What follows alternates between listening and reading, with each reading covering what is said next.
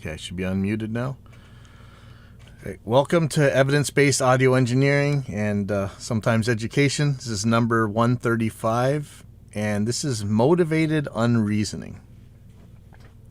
So first of all, let me pull this up. Now, I've only been able to get confirmation of this from Facebook. I haven't really seen, and it's coming from people who have denied reality in the past. I don't know if you guys remember. I was trying to figure out how to keep Cakewalk from messing up your VST install paths in your registry, and we had this whole super long discussion. I think we talked about it on the show where the experts, the gurus, were telling me that I was wrong. It didn't mess up your registry, this and that. So I made a video, and it showed that it messed up the registry. They still denied it. And then one of the guys said, yeah, I'll talk to the developer. And I talked to the developer as well. And the developer told me in no uncertain terms, yes, it changes your registry. So anyway, that's who this information is coming from. But if you guys are using Cakewalk, this is a warning, again, from an unverified source. With the release of 27.09 releases of Cakewalk by BandLab, it is no longer compatible with ASIO for all. It will warn and advise using Wasapi. First of all, hopefully you guys aren't using ASIO for all. I mean, it's really cool that the guy made that thing and stuff way back in the day. But if your interface should have its own ASIO drivers. Use them. There are weird cases where you want to use the other things. Now, Wasapi or WASAIP. Oh my God! Let me get some clarification here. Windows Audio Session API. Okay, that's what that is. It's a driver model. It had the promise of doing things. They're as much as I disparage Apple Macintoshes and stuff, there's some good things about the way their audio works. Wasapi should be a way for Windows to do it, and there are a few drivers that kind of actually work in it, but in general, it really doesn't. It really doesn't. We've done several shows on here trying to get this going. Let's see what the biggies say about it. Let's check Jim Roseberry, for instance. So there's something up. Let me see. Add Focusrite. Interesting that this would be in the Ultimate Guitar. Oh, of course it was me. I'm searching Google and there's my name. Yeah. Okay. I'm really not finding anything from Jim. Anyway, I would not recommend Wasapi, Windows Audio System, API, whatever. Get an audio interface that can handle ASIO. I know there's all these problems with the interfaces and stuff, but really, you're way better off. But I wonder what this even means. So, there's some discussion here. You can still use it. It may just give unpredictable results. Well, to me, it's been given unpredictable results since day one, so I'm not sure that's going to hurt. He says, remember, ASIO for all is in reality very old Windows XP WDM KS driver technology under a disguise. Let's see.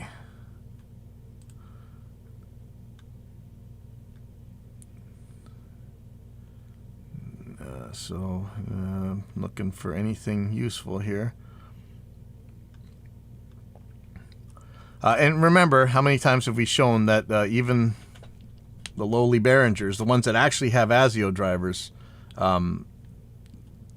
they're pretty much all written by the same people, the USB ones, the Desicon drivers that we talk about all the time on this show.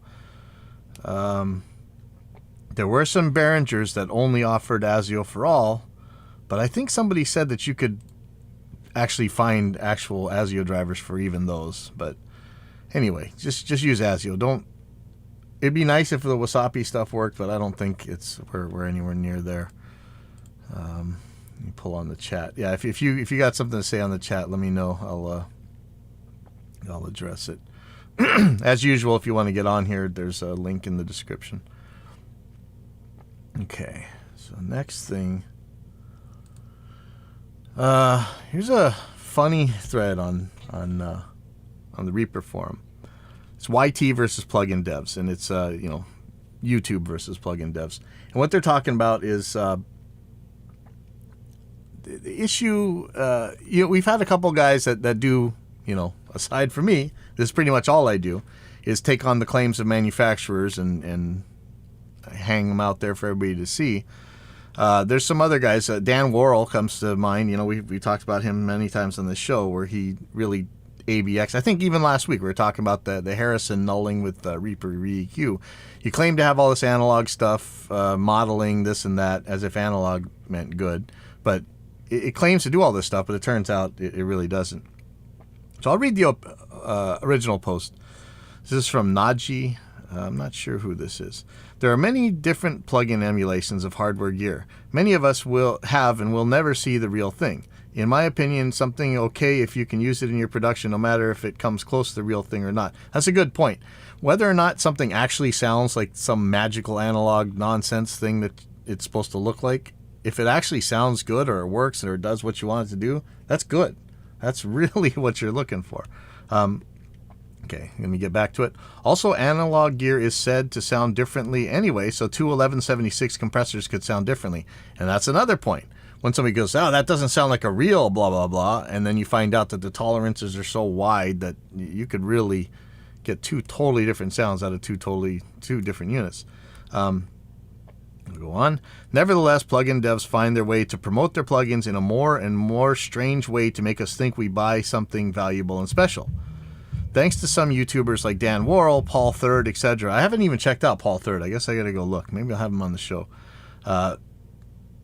Some marketing tricks of devs are revealed and damage their reputation. I think they deserve it and must admit that YouTubers influence my buying behavior. Of course, I also demo a plugin, but doubts are quite often confirmed by YouTubers. What about you? I'm going to add some examples.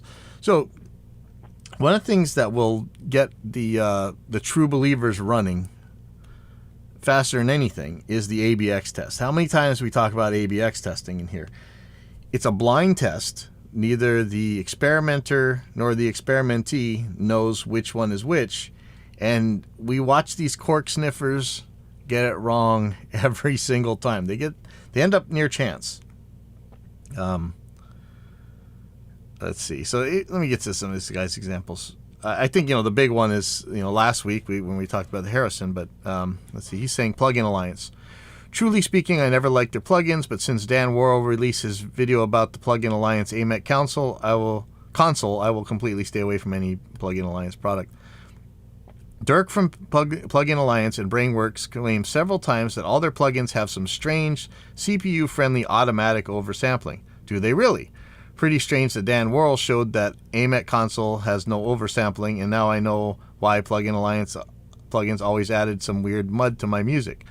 When I remember some replies of Dirk full of arrogance and not customer-friendly at all, for example, automatic gain compensation, then I know about Plugin Alliance's mindset. Dan has also revealed that Plugin Alliance's super hype TMT feature is only hidden EQ settings. That's all, and the whole feature does not make sense in a production anyway to make EQ settings with EQ if a channel strip will then be changed by TMT. But in real life, there are several products where it really is just a boost of this or that frequency or a cut. And that's, people tend to like it on almost everything. I always ask what flavor of broken always works when people talk about like tape compression and saturation and stuff. Let's see. Their list prices cannot be taken seriously too. $449 for a plugin, and then 1 year later for $35. First they hype a new product, then the product is worth almost nothing after a short time, and some new product is hyped. Harrison channel plugin is the most digital sounding analog plugin. There are some videos on YouTube, Paul Third, etc., and Harrison has a pretty damaged reputation now. Harrison sells or promotes their plugins as the most analog sounding ones. Acoustic audio, fancy manuals and GUIs, but what else? After so many years, Acoustic Audio has not managed to improve their well-known issues like huge CPU consumption, latency, bad compression behavior, and some more bugs. Instead of fixing, they release new products. We are at AIX DSP, we are acutely aware of problems, and really try and focus on the customers. And I hope you guys that are our customers can attest to that. I try and get back to you right away with whatever fix I possibly can. And we're always working on your stuff. Believe me. You can always get a hold of me. But it's an issue. Like when I read stuff like this, it terrifies me. And this was before I was a plugin developer, but now I'm really scared. So I really want to make sure that we're always listening to the customers and really staying on top of this stuff. CPU and latency hogs. I don't know. He's really giving it to him. And I think Dan Worrell gets in here someplace, actually. White Tie. We don't... I have my fights with White Tie. But he responds, people you should be wary of. 1. Plug-in marketing departments. The market is overloaded. It's now almost comically easy to churn out bang average plugins. Stick a basic saturator on the front and call it analog. Mislead enough YouTubers that they start inferring all kinds of nonsense and repeating it to each other. Isn't that the subject of every one of these shows? 2. YouTubers. Yep. Not including legitimate authorities like Dan Worrell, but including others mentioned in this thread. There are 100 that follow that pattern of chaps sat in front of a computer talking to camera about gear channels. I hope I'm not that guy. Notice it's only Instagram and TikTok I'm in front of this camera. I don't put my face on the normal show, the one that everybody's watching where they see my desktop. Whether they are skeptical or not, if they talk with great confidence about topics beyond their competence, you must be wary. A good indicator is any videos about the secrets of gain staging or other such misunderstandings. Yeah, how many clickbait hype videos do you see on that nonsense? And then White Tie goes on to talk about you might not be able to hear this, but trust me, you should be doing it. Line is horribly toxic and totally backwards. Everyone, especially beginners, should be developing their listening skills and practicing the craft of audio engineering based on what they hear and that alone. And that's my thing. You always get these cork sniffers that'll tell you, oh, well, if you only had these billion-dollar speakers, you would hear it. Or your ears must be broken. But then when you ABX test it, I almost got thrown off the gear page for this because some guy who they think is some hotshot producer, he was terrified enough of an ABX test to almost get me banned from there. Somebody else says, the audio industry has always thrived on the emperor's new clothes. The video industry does this too, but to a lesser degree. If you can't hear the huge difference with this effects, you better apply it anyway because other people will find you out. Yeah. And also, and this plugin creates harmonics. It must be analog sounding, which is wrong both ways. It could sound diabolically digital, but another plugin that doesn't generate harmonics could sound wonderfully analog. These silly generalizations seem to just go round and round amongst those who don't know any better and just make challenging work harder for anyone caught up in it. We talk all the time about weasel words like warm and bright and dimension, depth. These, especially the audio files, they have all these crazy words that don't really mean anything. Okay, let's see. Next in Playable 9 cents. This is an interesting one from Judders. This goes equally for the chorus of why doesn't it have oversampling as much as the Analog Magic crowd. Many times they don't know why they would want it, nor are they able to hear it, evidenced by a number of plugins that have released with non-functioning oversampling buttons that are only found out because of the latency, not because anyone heard the difference. Yeah, thank you, Dan Worrell. Remember that on the Recomp, right? Recomp video that he did.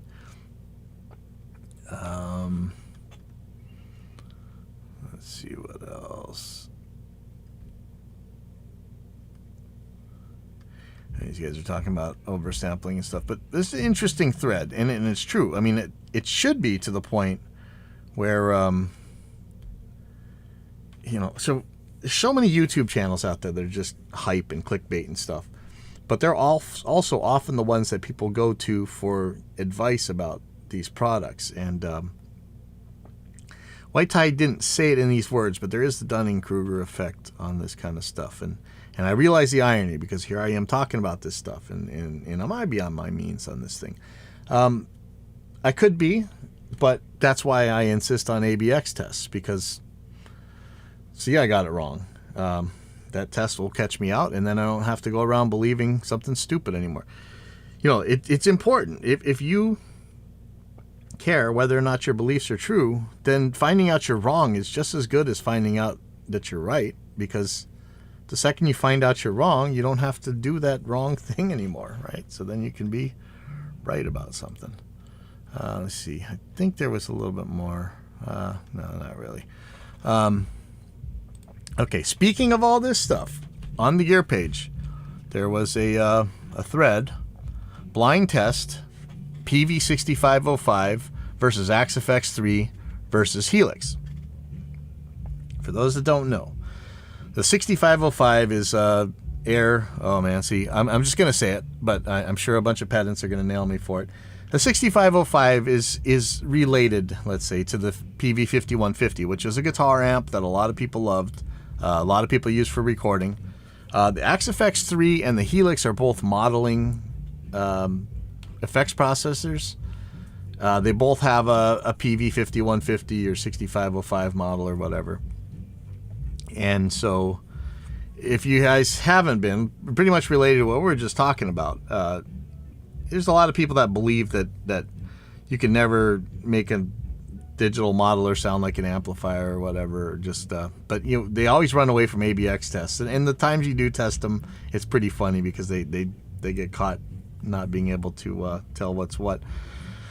And of course, this is no different. You need to check on the comments on both the YouTube and the forums for true believers.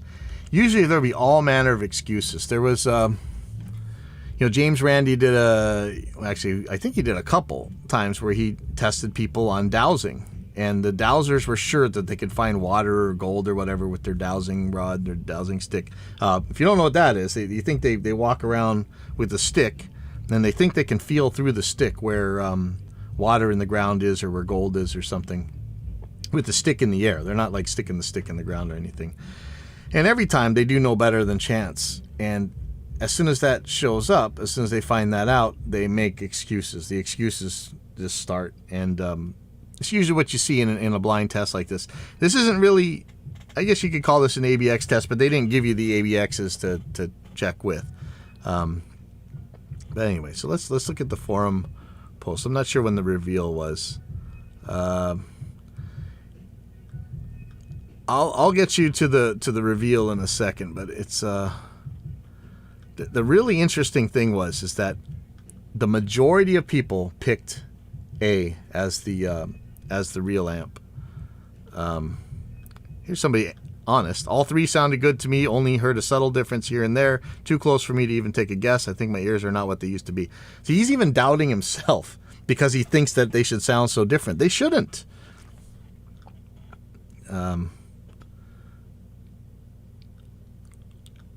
Let's see. I love these blind tests. So I'm trying to find out exactly when in this forum this thing was revealed. Let's see. Okay.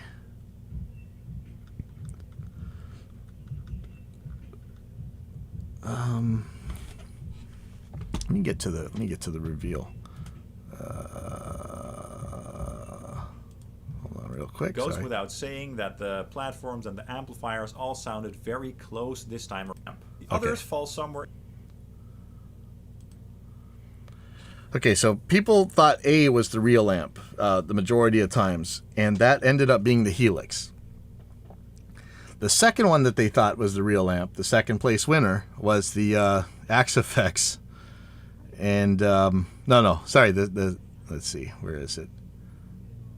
I think the AXFX was the B and C was the real amp, the one that received the fewest votes.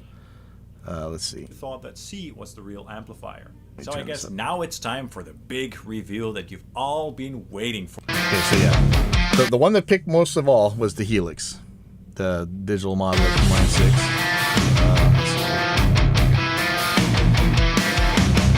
B was the AXFX and C was the real amp. So the real amp was picked the least.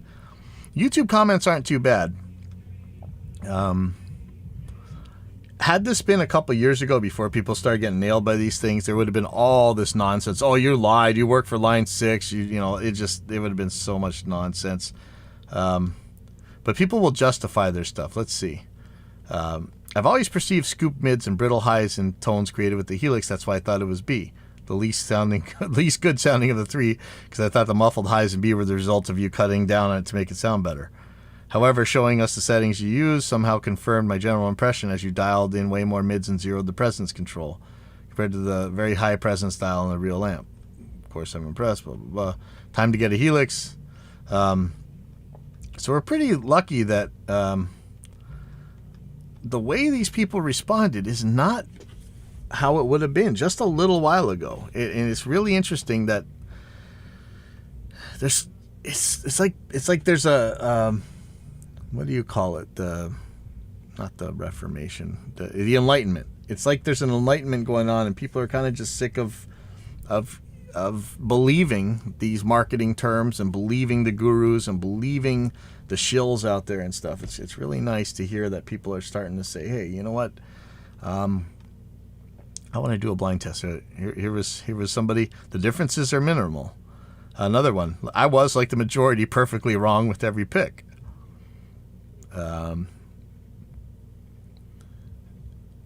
And it's funny because you're going to see that the ones who didn't actually post a response are the ones who claim they knew what it was all along, which happens with. I mean, you guys remember the mic preamp shootouts? I don't know if we even need to talk about mic preamps anymore, but they always end up picking the cheapest, crappiest ones. I guess they weren't crappy. I like this answer. All I can say is you were very, very good at dialing your digital gear to sound nearly identical in recording to the original tube amp. Whatever differences there are, they are insignificant at best. Well done. Yeah, because the guys were saying that digital can't sound anything like analog, but there's already the excuses. They're saying, well, they're all running through an impulse. That's how it gets broken. But guess what? You can record them all. It's going to come out like that anyway. I like this guy's answer. After listening again, I'll wager my left sock on it, but only my left one. The sustained chords from 5 to 527 are what I'm basing this on. It's specifically these kind of chords that have the sounded most different between the real amp versus the modelers in prior comparisons played by John. The real amp always has an extra level of articulation which sits at a higher frequency, the first octave at 1 octave higher, I think. It sounds like an overtone above each note being played in the chord, which enhances the note separation and clarity. The Helix, I'm sorry to say as I do own one, has typically been the worst at reproducing this specific quality in these tests based on what I heard before. That overtone is kind of there, but it's too quiet and smeared into the rest of the sound. The fractals seem to do a decent job of modeling this, although I still haven't heard them perfectly match the real amp and how clear and pronounced it is. For what it's worth, I think B sounds worse and C sounds best. A is a very close second to me. So that's interesting. So he picked C as the real amp, but he picked B as the Helix. But it's interesting that this guy he seemed to be hearing something. Okay, so here we go. I think it's important to remember that all three amps, including the analog one, are all going direct through the same IR, if I understand correctly. When analog purists complain about modelers versus real amps, they're really talking about more than just the amps. They're also talking about the physical cab versus the IRs. It's the whole package, and videos like this only showcase half of it. I'm not sure if that's always clear to everyone. It's all valid technology as far as I'm concerned. I'm not knocking any of it. I do think it would be more interesting to do a comparison that includes a real cab on the analog amp and the IRs at the same cab on the digital amps. Would it still be as close? Which would be better? Cabs are massively important to the overall song, and the analog amp in this video still has a digital cab. I think we've covered this enough. Let me know if we haven't covered the IR versus real speaker thing, because that's another ABX test that people seem to fail every single time. So the guy who actually did this video said, I think you'll be surprised how close IR sound to the real thing. I really want to prove that in a video, which I'm hoping to do soon. I think we've proved that before, but I can't wait to see this, guys. I always take that part out of the equation because to me it's all about the tube amp versus the digital aspects of the actual amps. IR versus real cab is a whole nother topic which I'd love to get into soon. It's going to be interesting. Had this been agreed to ahead of time, you would call this shifting the goalposts, right? That would be the moving the goalposts type of fallacy. We're comparing, if the issue is that digital amps can't sound like analog amps, then we got to compare the amps, not the cabinets. He could have ran that out to a cabinet itself. Another guy. I still want to write a lengthy reply about how 2 out of 3 sound plastic and are easily distinguished from real tube tone, then be totally wrong. Instead, I'll guess because I can't tell at all which is which. They all sound so similar as to not care which is which. However, when he said that, he said A is the Axe-FX, B is the Helix, and C is the 6505. So he picked the real amp himself. It's interesting. They got the Helix and the Axe-FX flipped again. It's interesting how there are different people who can actually hear things here, which is interesting. But, you know, they say it's so close. You wonder if that's just chance. John was talking about the IRs again. If you say the IR route falls short, I can't help but wonder what might have been wrong. An IR shouldn't fall short at all if done properly. I hope to prove that soon. Feel free to share some media here that proves otherwise. I'd be interested. Let me go near the end of this thing when people are actually posting their results here. They all sound the same, the end. Interesting.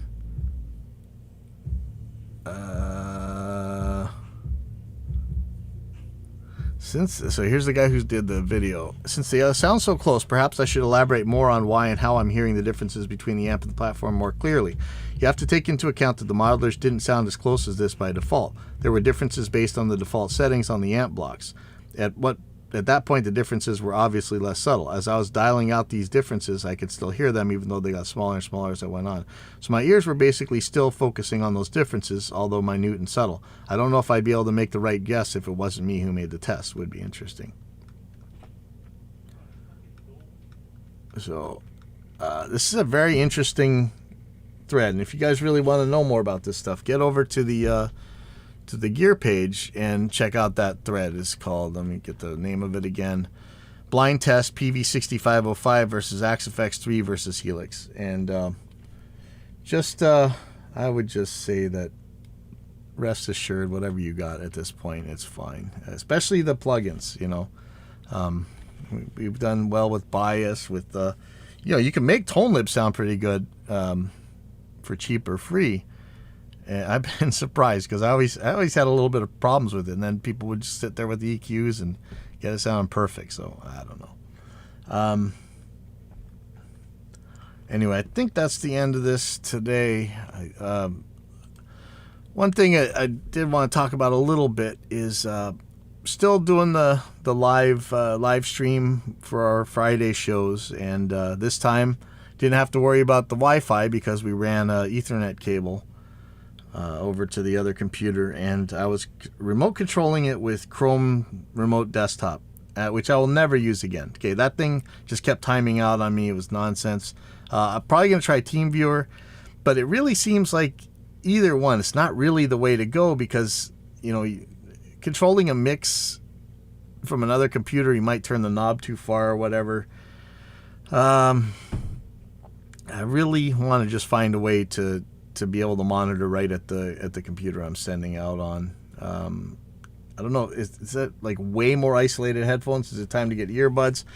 I'm still having major trouble with the routing on the XR18. I just don't understand it. I guess I'm still having trouble making that thing work. So any XR18 experts want to come to Hawaii for next Friday's show, let me know, because I would greatly appreciate it.